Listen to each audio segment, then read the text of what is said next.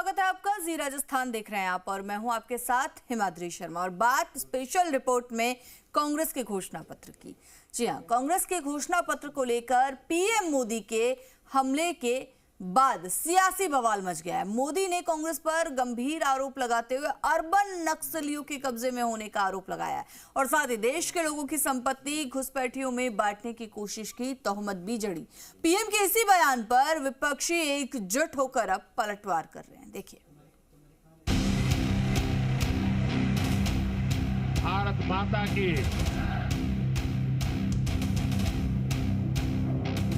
ये आपका मंगलसूत्र भी बचने नहीं देंगे।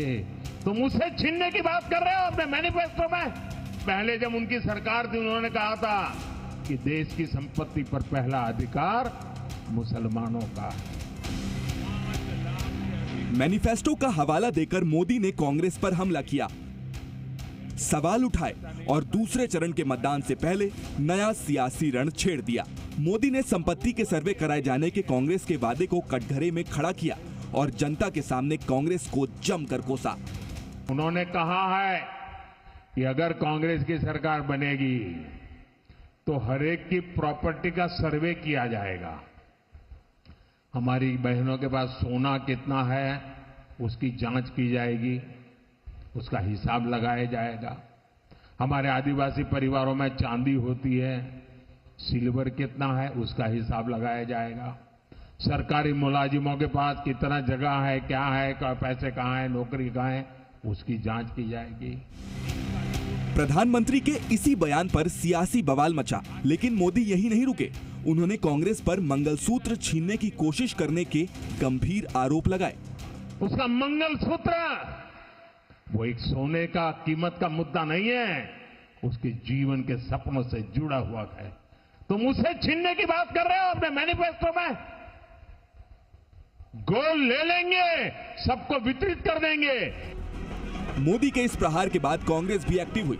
राहुल गांधी ने सोशल मीडिया साइट एक्स पर लिखा, पहले चरण के मतदान में निराशा हाथ लगने के बाद नरेंद्र मोदी के झूठ का स्तर इतना गिर गया है कि घबराकर वो अब जनता को मुद्दों से भटकाना चाहते हैं। कांग्रेस के क्रांतिकारी मैनिफेस्टो को मिल रहे अपार समर्थन के रुझान आने शुरू हो गए हैं। देश अब अपने मुद्दों पर वोट करेगा, अपने रोजगार, अपने परिवार और अपने भविष्य के लिए वोट करेगा।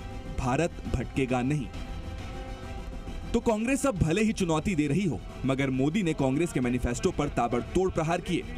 पीएम ने कहा कि कांग्रेस का घोषणा पत्र माओवादी सोच को धरातल पर उतारने की कोशिश है।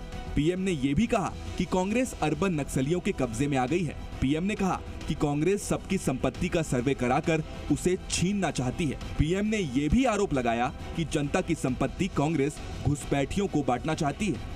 पहले जब उनकी सरकार थी उन्होंने कहा था कि देश की संपत्ति पर पहला अधिकार मुसलमानों का है।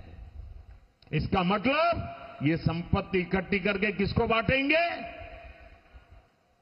जिनके ज्यादा बच्चे हैं उनको बांटेंगे।